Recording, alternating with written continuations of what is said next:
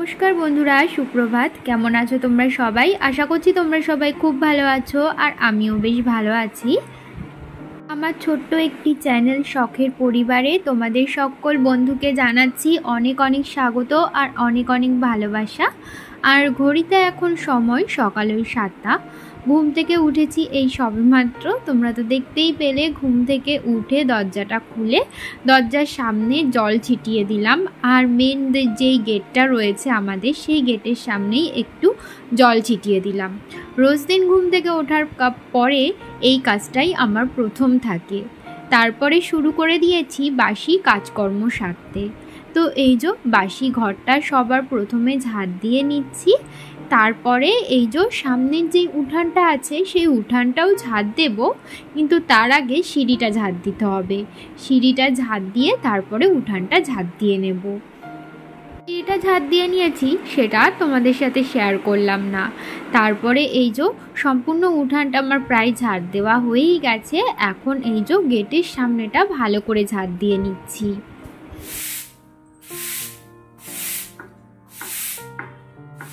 गेटर सामनेटाও ভালো করে ঝাড় দিয়ে নিয়েছি। তারপরে গেটটা বন্ধ করে দিলাম আর ঝাঁটাটাও ধুয়ে রাখলাম। ঝাড় দেওয়ার পর রোজ দিন ঝাঁটাটা ধুয়ে তারপরে রাখি।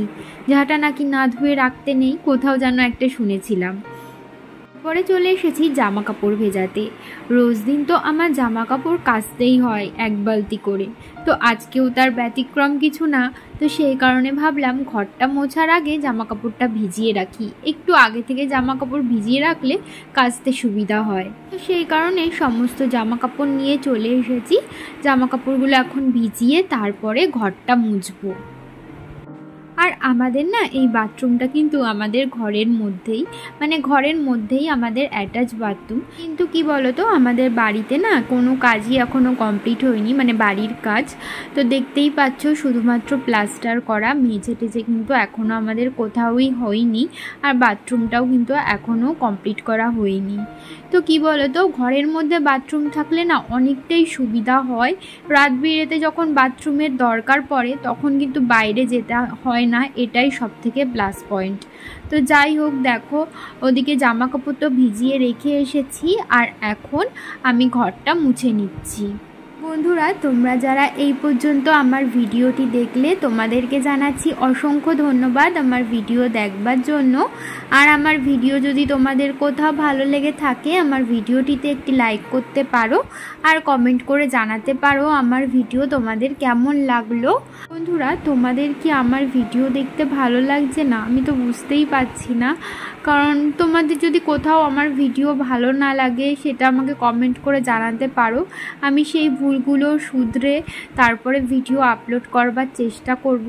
কেননা কি বলো তো, এই তো প্রায় এক সপ্তাহের বেশি হয়ে গেছে আমি এই নতুন চ্যানেলটায় ভিডিও ছাড়ছি, কিন্তু আমার ভিডিওতে না একদমই ভিউ আসছে না। একদম একটা দুটো এরকম ভিউ, এর থেকে বেশি ভিউ আসছে না। জানি না আমি তোমাদের মনের কোণে কোথাও জায়গা করে নিতে পারবো কি না, কিংবা এই চ্যানেলটাকে কি আমি দাঁড় করাতে পারবো এটাও কিন্তু আমি জানি না। কিন্তু আমি কিন্তু হাল ছেড়ে দেব না।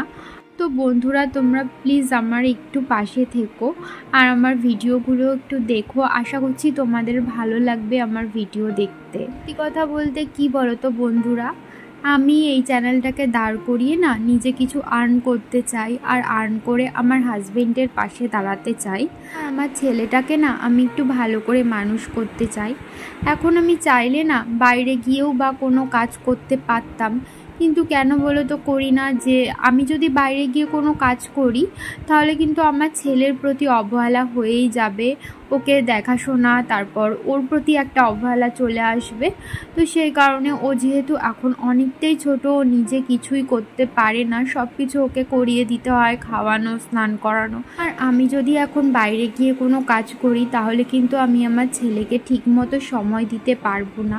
হ্যাঁ, হয়তো ওর ঠাম্মা আছে, ও ঠাম্মা ওকে দেখাশোনা করতেই পারবে, কিন্তু কি বলতো, একটা মায়ের আদর কিন্তু একরকম অন্যরকমই থাকে। আমরাও কিন্তু ছোটোবেলা থেকে মায়ের আদরে বড় হয়েছি, আর আমার ছেলেকে আমি চাই না ওকে এই সব থেকে বঞ্চিত করতে।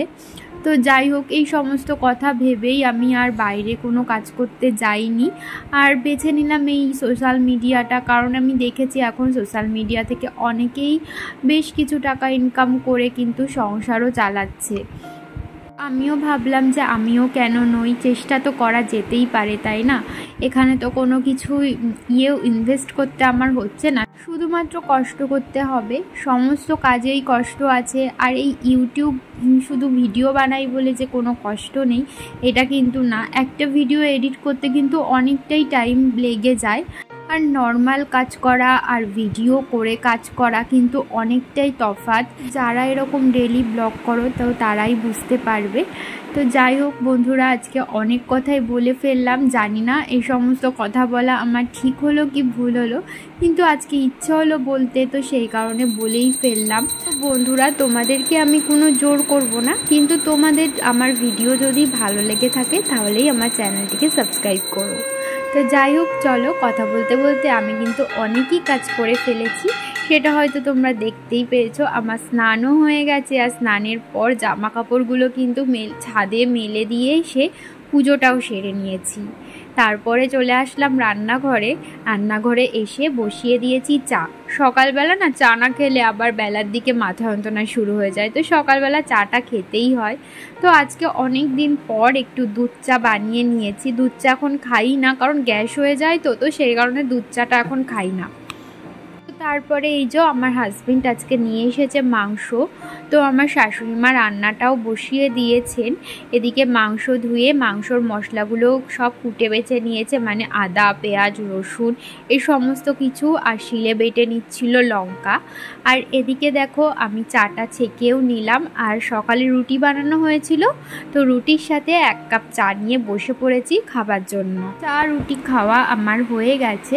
তারপরে না বাইরে কিছু সবজি রয়েছে যেগুলো ফ্রিজে রাখতে হবে, তো সেই কারণেই এই যে ফ্রিজে যেই সবজির রাখার কন্টেনারটা রয়েছে তার মধ্যে কিন্তু আমি সবজিগুলো সমস্তটা রেখে দিচ্ছি।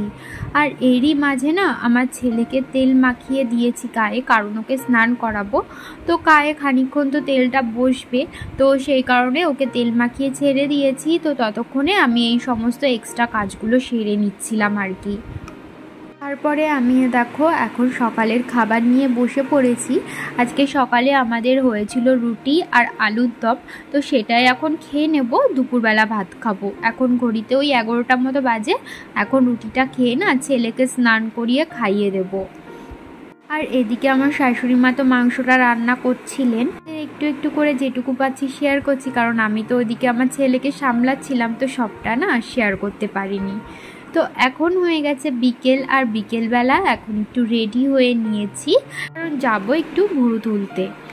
নীলের পুজো তো সামনেই, মানে রবিবার দিন তো নীলের পুজো, তো ভাবলাম যে নীলের পুজোও রয়েছে, আবার সামনে তো পয়লা বৈশাখও আছে, তো ভাবলাম যে ভুরুটা তুলে আসি। আর এই প্রথম না আমি নীলের পুজো করব, আগে তো কোনোদিনও করিনি। সবাই বলে নীলের পুজোটা নাকি সন্তানের জন্য করে, তো আমার তো এখন একটা ছোট্ট সন্তান আছে, তো ওর জন্যই আমি প্রথমবার নীলের উপোস করব। আমাদের বাড়ির থেকে পার্লারে হেঁটে হেঁটেই আসা যায়, ওই এপাড়া ওপাড়া বলতে পারো। তো আজকে পুরোটা হেঁটে আসিনি, অর্ধেকটা টোটোই এসেছি আর খানিকটা হেঁটে এসেছি। তো এই যে দেখো, এই যে সামনেই পার্লারটা, এখানেই যাব ভুরু তুলতে। আমি আর আমার শাশুড়ি মা এসেছি, সাথে এসেছে আমার ছোট্ট ছেলে। পার্লার থেকে বাড়ি চলে এসেছি, আর এই যে দেখতে পাচ্ছ দুটো জামা, মানে দুটো গেঞ্জি, এই একটা দুটো, আর আমার ছেলের গায়ে দেখতে পাচ্ছ এই 3টে গেঞ্জি একসাথে সেট ছিল। এই 3টে গেঞ্জি সেট ওর মা বাড়ির থেকে পাঠানো হয়েছে, আর তার সাথে এই যে ওই প্যান্ট আর এই গেঞ্জি সেটটাও দিয়েছে ওর মা বাড়ির থেকে। আরও দুটো জামা ওর অলরেডি হয়ে গেছে, সেগুলো দেখানো হয়নি, তোমাদের পরে একদিন দেখিয়ে দেব। আমার ছেলের মোটমাট 8টা জামা হয়েই গেছে পয়লা বৈশাখে। তো তারপরে এই যে দুটো জামা কিনেছি, এটা হচ্ছে আমার দাদার মেয়ের জন্য, বয়স এই 6 মাস মতো হবে, তো ওর জন্য এই দুটো জামা নিয়েছি। আর জামাগুলো দেখো কি কিউট লাগছে না, তার সাথে দুটো প্যান্টও রয়েছে। আর মেয়েদের জামাগুলো না, মানে বাচ্চা মেয়েদের জামাগুলো এত কিউট লাগে দেখতে যে কি বলবো। আমি তো মাঝে মাঝে ভাবি যে আমার যদি একটা মেয়ে হতো তাহলে যে আমি ওকে কত সুন্দর করে সাজিয়ে রাখতাম, সবসময় মাথায় ক্লিপ দিয়ে, হেয়ার ব্যান্ড দিয়ে, মানে সুন্দর করে সাজিয়ে রাখতাম, এরকমটা আমার মনে হয়। আমার ছেলে যখন আর একটু ছোট ছিল, এখন তো বড় হয়েছে, একটুখানি বুঝতে শিখেছে, মানে যখন আর একটু ছোট ছিল তখন না আমি ওকে মাঝে মাঝে মেয়ে সাজিয়ে দিতাম, মেয়েদের জামা পরিয়ে চুল বেঁধে দিতাম, ক্লিপ লাগিয়ে দিতাম, চোখে কাজল পরিয়ে দিতাম। তো এখন তো বড় হয়ে গেছে, এখন ওগুলো করলে আর ভালো লাগে না দেখতে, তো সেই কারণে এখন আর করি না। তো এদিকে দেখো বিছানার চাদরটা, বালিশের ওয়্যার সমস্ত কিছু না কেচে দিয়েছিলাম। এখন ওই রাত 8:30 মতো বাজে, তো ভাবলাম এখন চাদরটা পেতে নিই, মানে চাদরটা পেতে নিই, তার সাথে বালিশের ওয়্যারগুলোও ভরে নিই, কারণ একটু বাদেই যেহেতু আবার ছেলেকে ঘুম পাড়াতে হবে, তো সেই কারণেই আর কি।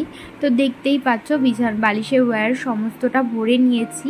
আর ওই কোল বালিশ দুটোই ওয়্যার ভরতে যে এত বিরক্তিকর লাগে না যে কি বলবো, তো খুবই মানে বিরক্তিকর লাগে। বিশেষ করে ওই যে লাল যেই ওয়্যারটা ভরা আছে যেই কোল বালিশটায়, ওই কোল বালিশটাই ওয়্যার ভরতে একদমই বিরক্তিকর লাগে। তারপরে দেখো জামা কাপড় নিয়ে বসে পড়েছি ভাঁজ করার জন্য। আজকে না বেশ অনেক জামা কাপড় কেচে ধুয়ে দিয়েছিলাম। ওই যে বালিশের ওয়্যারগুলো দেখতে পাচ্ছ, ওগুলোও সমস্তটা ধুয়ে দিয়েছিলাম, বিছানার চাদর, তারপরে আমার হাজবেন্ড, ছেলে সব মিলিয়ে অনেকই বেশ কিছু জামা কাপড় হয়ে গেছিলো, তো সেগুলো সমস্তটা ধুয়ে দিয়েছিলাম। এখন সমস্ত কিছু দেখো এক এক করে আমি ভাঁজ করে নিচ্ছি। জামা কাপড়গুলো ভাঁজ করা হয়ে গেলে ছেলেকে নিয়ে না একটু বই পড়াতে বসাবো। না একটা স্কুলের সন্ধান পেয়েছি, মানে খিচুড়ি স্কুলে। ওই যে পার্লারটায় গেছিলাম তখন দেখলে না, ওই পার্লারের দিদিটাই বললো পার্লারের সামনের ওখানেই নাকি একটা খিচুড়ি স্কুল আছে। তো আমাদের বাড়ি থেকে পার্লার তো বেশি দূরে না, তো ভাবছি ওই খিচুড়ি স্কুলটাতেই ছেলেকে দিয়ে দেবো। খিচুড়ি স্কুলে পড়লে একটু লেখাটাকাও শিখতে পারবে। আর বাড়িতে না আমি তো পড়াতে বসাই, কিন্তু ও না আমার কাছে পড়তেই চায় না। জামা কাপড়গুলো সমস্তটা আমার ভাঁজ করা হয়ে গেছে। আর এখন দেখো আমার হাজবেন্ড নিয়ে এসেছে ফুচকা। আজকের ফুচকার জলটা এত টেস্টি ছিল না যে কি বলবো, পুরো গন্ধরাজ লেবুর গন্ধটা বেরাচ্ছিল, আর খুবই সুন্দর লাগছিল ফুচকার জলটা খেতে। যাই হোক চলো বন্ধুরা, আজকের ভিডিওটা এই পর্যন্তই, আবারও দেখা হবে পরবর্তী ভিডিওতে।